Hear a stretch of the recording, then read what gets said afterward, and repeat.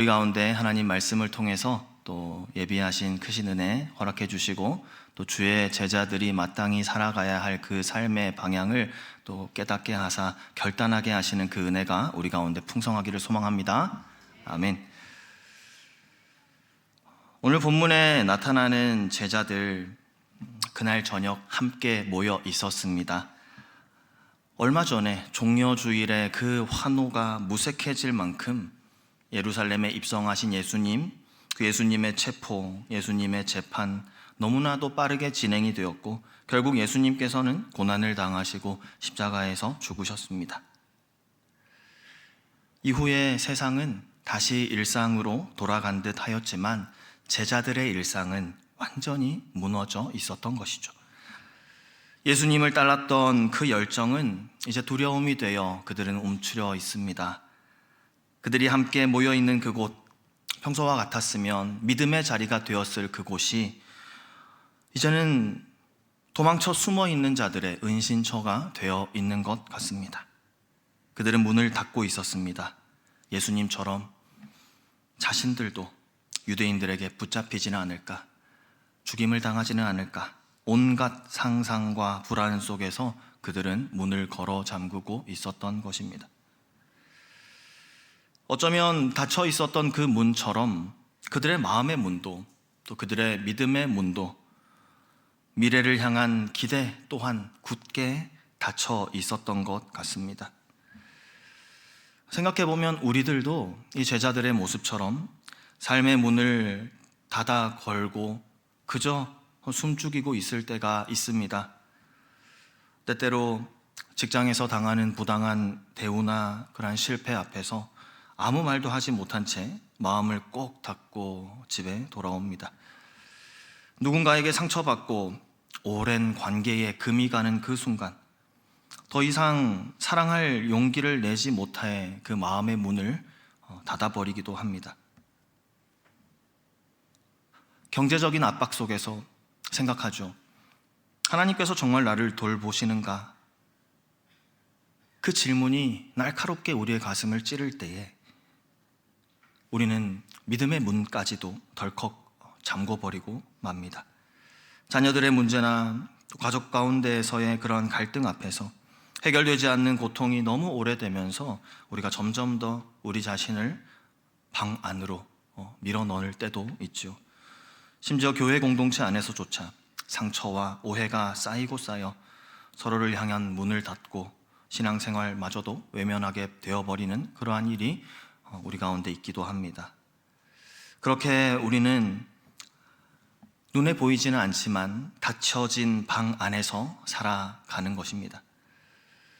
제자들처럼 외부의 위험만이 아니라 우리 내면의 두려움, 그 고립 속에 숨죽이고 있는 것이죠. 겉으로 보기에는 평안해 보이지만 속에는 참 수많은 닫힌 문들 덜컥덜컥 그렇게 잠궈버리면서 그런 채로 이렇게 살아가고 있는 것이죠. 하나님의 일하심이 마치 멈춰버린 것처럼 느껴지는 그때에 세상은 여전히 시끄럽고 불안하고 그에 비해 여전히 위축되어 있는 마음을 걸어 잠그고 있는 제자들, 그때에 예수님께서 찾아오셨습니다. 닫힌 문을 뚫고 굳게 잠긴 마음을 향해 부활하신 주님께서 찾아오신 것입니다. 그리고 이렇게 말씀하십니다. 너희에게 평강이 있을지어다. 아멘. 예수님의 이 말씀이 제자들에게 얼마나 큰 위안이 되었겠습니까? 얼마나 큰 위로가 되었겠습니까? 하지만 예수님 하신 이 말씀은 단순한 위로를 넘어서서 부활하신 왕의 선언이었으며 새로운 시대가 시작되었음을 알리는 그러한 서막을 여는 말씀이었습니다. 하나님과의 회복된 관계 속에서 얻게 되는 진정한 평강, 그 샬롬의 충만함이 그 순간 제자들 안에 밀려든 것이죠.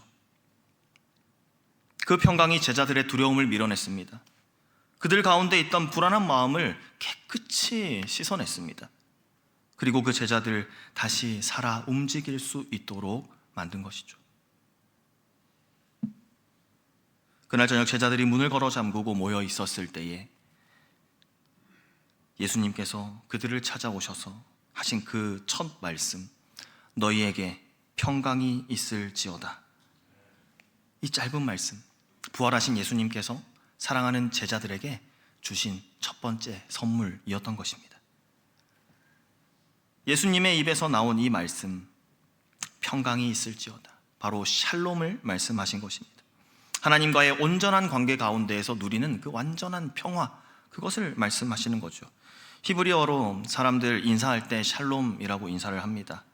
이 샬롬의 뜻이 전쟁이 없는 상태, 또 마음의 안정이 있는 그러한 상태를 뜻하는 그러한 단어이기도 하지만 더 깊은 의미가 이 샬롬이라는 단어 가운데 있습니다. 그것이 무엇이냐면 하나님께서 창조하신 이 세상이 하나님의 질서와 하나님의 뜻에 따라 제자리에 있는 그 상태, 다시 말해서 전인적인 회복과 조화를 의미하는 그 뜻이 이 샬롬 가운데 담겨 있다는 것이죠. 샬롬은 모든 것이 하나님 앞에 바로 놓여 있는 상태를 뜻합니다. 예수님께서 제자들에게 이 샬롬을 선언하셨습니다. 예수님께서 죄와 죽음을 이기시고 이제는 부활하신 왕으로 오셔서 이제는 하나님과 우리의 관계가 그리스도를 통해 온전히 회복되었다, 이 말씀을 선언하신 것입니다. 그렇기 때문에 제자들은 더 이상 두려움에, 불안함에 떨고 움츠려 있을 이유가 없게 되었 것이죠. 하나님의 평화가 그들과 함께 하기 때문에 그들의 삶도, 또 그들이 가졌던 그 사명, 그들이 존재 자체 그 이유, 존재의 그 이유도, 그 목적도 이제 모두가 다시 제자리를 찾아가게 되는 것입니다. 예수님께서 하신 말씀이 그것이죠. 지금이 그때다. 너희에게 평안을 주노니, 너희에게 평강을 주노니, 너희의 모든 삶이, 너희의 사역이, 너희의 그 존재 그 자체가 하나님 앞에서 있어야 할 그 자리에 온전한 모습으로 돌아갈 때가 되었다라고 예수님께서 선언하신 것입니다. 오늘 우리에게도 이 평화가 필요하지 않습니까?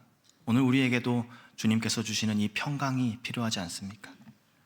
긴장으로 가득한 삶, 그렇게 하루를 살아내는 일 자체가 참 전쟁 같을 때가 있습니다. 우리 성도님들 중에서 모르긴 몰라도 아침 출근길부터 그 긴장된 마음으로 하루를 견디시는 성도님들 계시죠? 가정 안에서 말 한마디 하는데도 눈치를 보면서 조심스럽게 그렇게 살아가시는 분도 계실 것입니다. 혹은 마음속에 오랫동안 해결되지 않은 그 갈등, 관계 속에서의 상처, 실패의 기억들이 자리하고 있어서 평안이라는 이 말이 정말 낯설게 느껴지는 그러한 성도님들도 혹 계실지 모르겠습니다. 그렇기 때문에 예수님의 이 말씀은 더더욱 오늘 우리를 향한 말씀인 것이죠. 너희에게 평강이 있을지어다. 이 말씀이 선포될 때에 그 자리에 공기가 바뀝니다. 두려움이 진정되고 숨죽이고 있던 심장이 다시 뛰기 시작합니다. 부활하신 왕의 입에서 나오는 이 말씀에 능력이 담겨 있는 줄 믿습니다.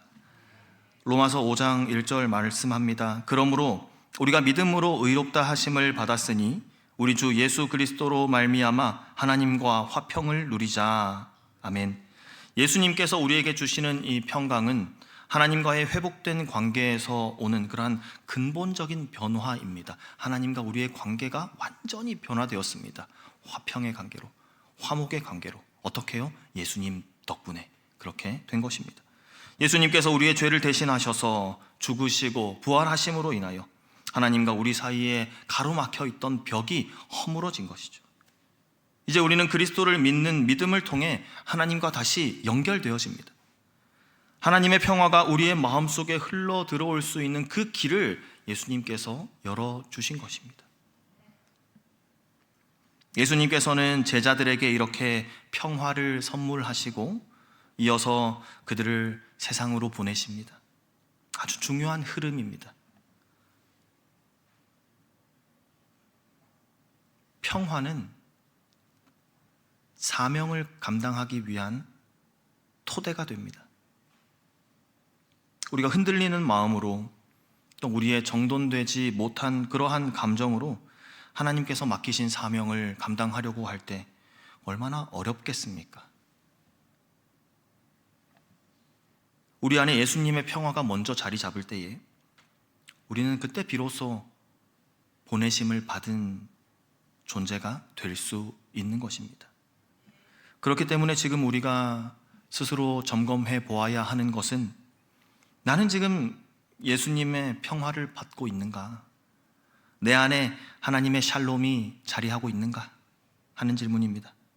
그리고 그 평안 위에, 주님께서 주신 그 평화 위에 나는 무엇을 세워가고 있는가?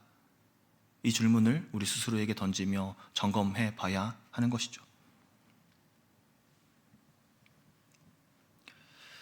기억해 보면 우리 모두는 하나님께서 주시는 그 평안을 경험했던 순간들이 있습니다. 기도의 자리에서, 또 찬양의 자리에서, 혹은 우리가 말씀 읽는 가운데에, 말씀 듣는 가운데 우리의 마음을 강타했던 그날의 기억들이 있습니다. 문제는 아무것도 해결되지 않고 상황은 아무것도 바뀌지 않았지만 정말 세상의 논리로는 설명되지 않는 그러한 하늘의 평화가 우리 마음 가운데 스며들던 그 순간들, 다들 경험해 보신 적이 있으시지요? 이처럼 샬롬은 환경이 바뀌는 것이 아니라 우리가 하나님의 통치 아래로 들어가는 것입니다. 예수님께서 부활하신 그날 저녁에 제자들에게 찾아오셔서 첫 번째로 주신 말씀, 평강. 오늘도 주님께서는 우리에게 먼저 그 평화를 주십니다. 그리고 말씀하십니다. 이제 이 평화 위에 내가 너를 세상으로 보내노라. 본문 19절 말씀에 너희에게 평강이 있을지어다 말씀하신 이후에 예수님께서는 자신의 손과 자신의 옆구리를 보여주셨습니다. 그리고 21절 말씀에서 다시 한번 반복하여 주님께서는 샬롬을 말씀하십니다. 너희에게 평강이 있을지어다. 그리고 아버지께서 나를 보내신 것 같이, 아버지께서 나를 보내셨던 것처럼 나도 너희를 보내노라. 제자들의 마음 가운데 평강을 허락하신 예수님께서 이제 그 평강 위에 사명을 세우시고 제자들을 파송하시는 것이죠. 사명을 주시기 전 예수님께서는 다시 한번 제자들의 그 마음속, 그 내면을 평강으로 다듬으셨던 것입니다. 예수님께서 두 번이나 이 평강을 선포하시며 제자들이 보냄받을 준비를 갖출 수 있도록 하신 것이죠. 오늘 우리도 마찬가지입니다. 우리가 세상 속으로 나아가기 전에 우리가 진정으로 받아야 할 것은 주님 주시는 평안함, 주님 주시는 평강인 줄 믿습니다. 부활하신 예수님께서 우리와 함께 하신다는 그 확신 가운데에서 우리가 가지게 되는 그 평안함 말씀입니다. 예수님께서 제자들을 파송하시면서 이렇게 말씀하셨죠. 아버지께서 나를 보내신 것 같이 라고 말씀하셨습니다. 예수님도 보냄받으신 분이셨군요. 이 사실을 우리에게 다시 한번 생각하게 하시는 것이죠. 예수님께서 단지 스스로 오신 분뿐만 아니라 아버지께로부터 보냄을 받으신 분이시구나. 예수님의 삶은 어떤 삶이었습니까? 보내신 아버지의 뜻에 온전히 순종하는 그러한 삶을 사시지 않으셨습니까? 하늘의 영광을 뒤로하시고 인간의 연약함을 입으신 채로 이 땅에 오신 예수님, 우리 가운데 거하시며 하나님의 사랑을 드러내셨고 마침내 십자가에서 죽으심으로 그 사명을 완성하셨습니다. 그리고 부활하신 주님은 지금 동일한 방식으로 제자들을 세상 가운데 보내십니다. 아버지께서 나를 보내신 것 같이 이 말 속에 예수님께서 제자들을 파송하시는 그 목적이 담겨 있습니다. 예수님께서 제자들을 파송하시는 그 방법이 담겨 있습니다. 또 그때에 가져야 할 태도 또한 함축되어 담겨 있는 것이죠. 보내심을 받은 제자들, 또한 보내심을 받은 우리들이 보내심을 받으신 예수님의 그 삶을 본받아야 한다는 것입니다. 보내심을 받는 이유와 목적에 대해서 예수님께서는 이렇게 말씀하셨습니다. 요한복음 3장 17절 말씀에 하나님이 그 아들을 세상에 보내신 것은 세상을 심판하려 하심이 아니요 그로 말미암아 세상이 구원을 받게 하려 하심이라. 아멘. 그러니까 예수님께서 보내심을 받은 그 목적은 구원의 복음을 전하기 위한 그 목적으로 보내심을 받았다라는 것이죠.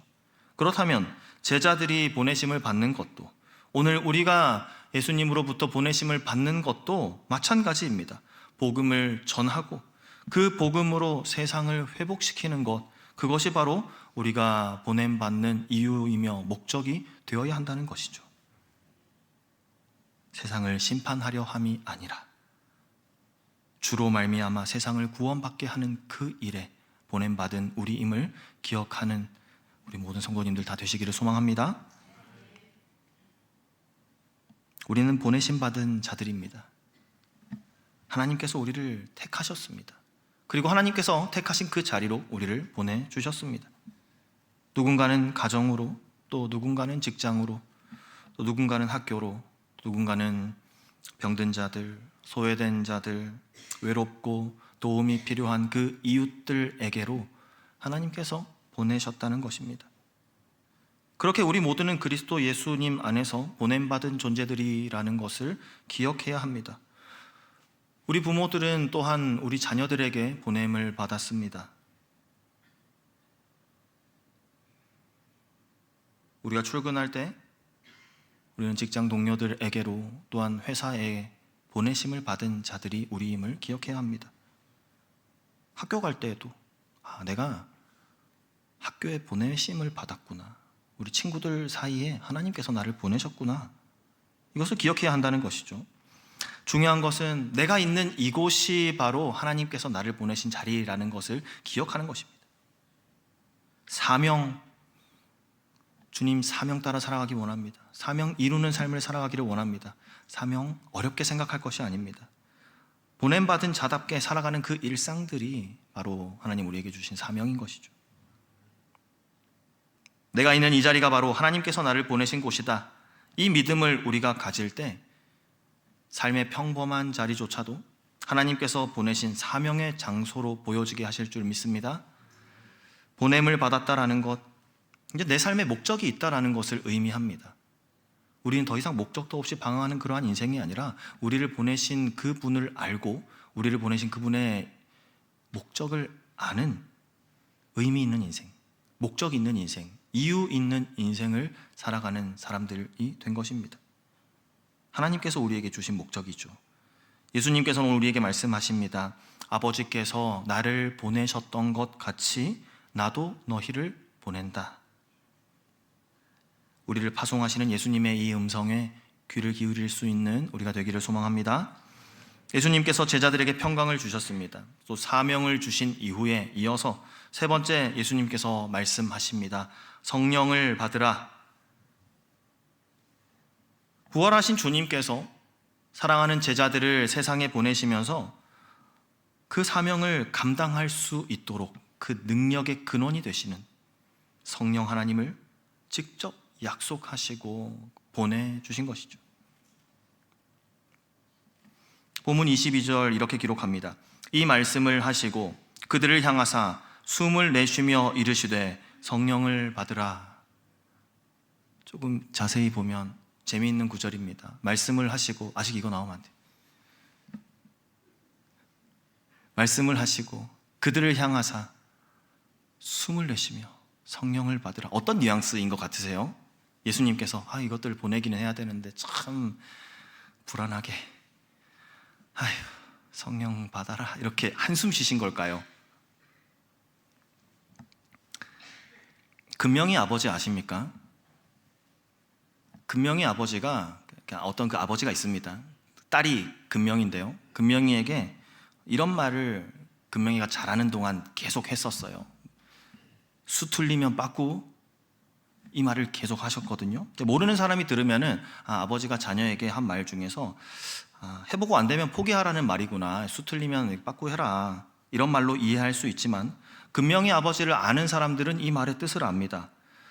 저 말의 뜻은 아버지가 항상 여기 있으니까 안 되겠으면 아빠에게로 냅다 뛰어와라. 아빠가 다 책임져 줄게. 이런 의미가 담겨 있다는 것을 분명히 아버지를 아는 사람은 하는 것이죠. 이 얘기는 전혀 이해하지 못하셔도 괜찮습니다. 다시 성경으로 돌아와서요. 자, 예수님께서 숨을 내쉬셨다라는 이 표현이 성경에서 참 독특하게 사용되는 그 표현입니다. 무엇을 의미하는 것이냐면 예수님께서 숨을 내쉬셨다라는 이 표현을 성경에서 한 군데서 더 발견할 수가 있습니다. 그것이 어디냐면 창세기 말씀에서 하나님께서 사람을 지으시고 그 코에 생기를 불어넣으셨을 때 동일한 표현이 사용된 것이죠. 그러니까 이게 무슨 말입니까? 예수님께서 숨을 내쉬면서 성령을 받으라 말씀하신 것은 하나님께서 사람의 코에 생기를 불어넣으셨던 그 창조의 장면이 다시 한번 재현된 것입니다. 제자들을 파송하시기 이전에 예수님께서 성령을 받으라, 부활하신 주님께서 새 창조의 첫 열매로 이제 성령을 통해 제자들에게 새로운 생명의 숨결을 불어넣어주고 계신 것이죠. 예수님은 제자들을 세상으로 보내시면서 그 사명을 그 자신의 힘으로, 자신의 지혜와 자신의 능력으로 감당하라고 하지 않으셨습니다. 제자들에게 성령을 주신 것은 그들이 해야 할 일이 하나님의 일이기 때문에, 그리고 그 하나님의 일은 사람의 그 어떠함으로 하는 것이 아니라 주님 성령님께서 허락해 주시는 그 능력으로 하는 것이기 때문입니다. 성령님은 우리로 하여금 하나님의 뜻을 이루게 하시는 능력이 되시며 우리를 진리로 인도하시는 분이신 줄 믿습니다. 사도행전 말씀에서 오직 성령이 너희에게 임하시면 너희가 권능을 받고 땅끝까지 이르러 내 증인이 되리라, 그렇게 말씀하셨습니다. 우리에게 주신 사명, 우리 모두에게 주신 사명이 있습니다. 우리 인생의 목적이 있습니다. 하지만 그 사명을 감당할 때에 우리가 성령 없이 감당하는 것은 마치 배에 돛이 없는 상태로 바다로 나아가는 것과 같은 것입니다. 예수님께서 제자들을 보내시되 그들을 고아처럼 두지 않으셨습니다. 그들과 함께 하시기 위하여 성령을 주셨고 그들은 이후에 성령의 능력을 입어 세상을 향해 나아갈 수 있었던 것이죠. 예수님께서 성령을 주신 이후에 말씀하십니다. 23절 말씀에 너희가 누구의 죄든지 사하면 사하여질 것이요 누구의 죄든지 그대로 두면 그대로 있으리라 하시니, 우리 모두가 예수님의 십자가와 그 부활하심으로 인하여 그것을 믿고 회개하는 우리 모두는 죄 사함을 받았습니다. 그리고 이제 그 복음을 전하는 자들이 된 것입니다. 예수님의 제자들이, 또 예수님의 제자된 우리가 그 전하는 복음을 듣고 회개하는 사람들은 성령의 역사하심으로 인하여 그들도 죄가 사함받게 되는 것입니다. 하나님께서는 이 놀라운 일을 우리의 손에 맡겨주신 것이죠. 교회 위에 주님의 권위를 주셨습니다. 주님의 복음을 맡은 공동체에게 이 권위를 허락해 주셨습니다. 그리고 예수님의 제자된 우리에게 그 복음을 전하는 우리의 삶 가운데 이 권위를 주셔서 우리를 파송해 주신 것입니다. 이 사역은 성령의 능력이 없이는 결코 감당할 수 없는 사역인 것이죠. 성령님 지금도 우리 안에서 역사하고 계신 줄 믿습니다. 우리는 성령을 통해 거듭났습니다. 지금도 성령님의 인도하심 가운데 성령 충만한 삶을 우리가 살아갈 수 있는 것입니다. 우리 매일의 삶 속에서 하나님과 교제하며 하나님의 뜻에 민감하게 반응하는 것, 말씀에 순종하는 삶을 사는 그러한 성령 충만의 삶을 우리가 지금도 살아가게 하신 것이죠. 예수님의 마지막 말씀, 성령을 받으라, 역시 동일하게 오늘 우리에게 주시는 말씀인 것입니다. 우리는 성령 안에서 부르심을 받았습니다. 성령 안에서 또한 보내심을 입었습니다. 성령 안에서 우리는 주신 사명을 감당해야 합니다. 그렇기 때문에 우리는 우리 스스로에게 묻고 또 묻고 확인해야 하는 것이죠. 나는 지금 성령의 능력으로 살아가고 있는가?